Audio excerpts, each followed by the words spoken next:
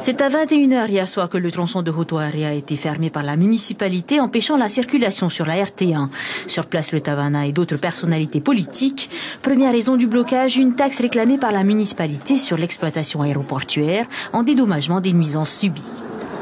Il y a 2 ans de ça, monsieur le haut-commissaire, le président du gouvernement sont venus ici à Faa pour le 50e anniversaire de la commune de Faa. On a reparlé de cette taxe aéroportuaire. 2 ans après, il n'y a toujours rien. Pour le Tavana, la gestion de l'aéroport par la société ADT doit cesser et un vrai appel d'offres local doit être mis en place.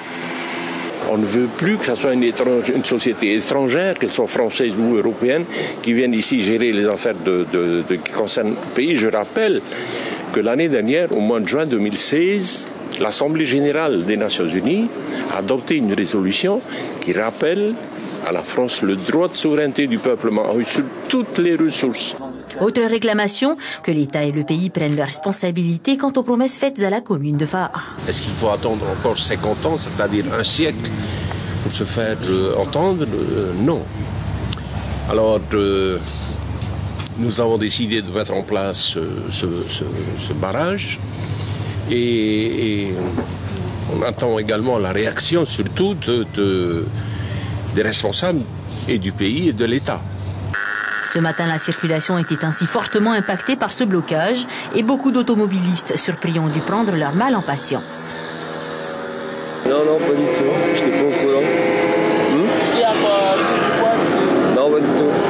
Ça ne concerne pas que Faa, ça concerne de tout le monde.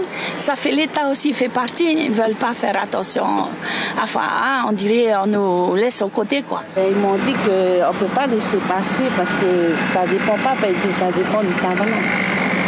J'ai d'appeler le Tavana pour le laisser passer. Bien qu'une déviation ait été ouverte à 9h30 ce matin, le risque de blocage reste probable. En effet, sur place, camions et manifestants restent mobilisés au moins jusqu'à la réunion publique de demain soir.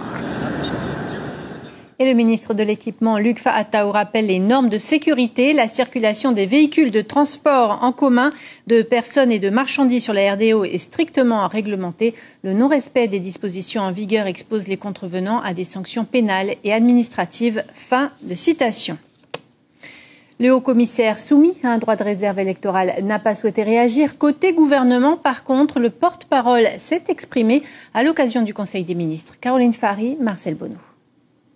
Il faut respecter l'état de droit et de libre circulation, dixit le porte-parole du gouvernement qui ne souhaite pas polémiquer sur l'aspect politique du blocage. Sur le fond, concernant le problème des sinistrés, des intempéries, Jean-Christophe Bouissou déplore un mauvais procès de la part d'Oscar Temaru. Le pays a traité 32 dossiers sur les 42 déclarés par la municipalité. Les aides des 10 autres familles passeront lors de la prochaine commission. Reste le problème d'évacuation des eaux pluviales sur lequel le gouvernement travaille. Nous sommes d'accord avec le maire de Faa, c'est sur le fait d'élargir et de conforter le canal qui longe la piste de Faa. Vous voyez, nous l'avons demandé au niveau du conseil d'administration d'ADT, à ce que l'on programme, parce que ce sont plusieurs milliards de francs qui doivent être programmés pour réaliser ces travaux.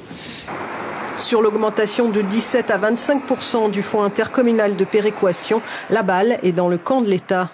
C'est une revendication que nous avons depuis bon nombre d'années aujourd'hui. Le pays prend 17% de ses recettes pour reverser au fonds intercommunal de péréquation. Je pense que l'État doit être en mesure aujourd'hui de constater qu'il y a certainement un rattrapage à faire. Le gouvernement se déclare par ailleurs favorable à une indemnisation de la commune de Faa relative aux nuisances causées par l'aéroport.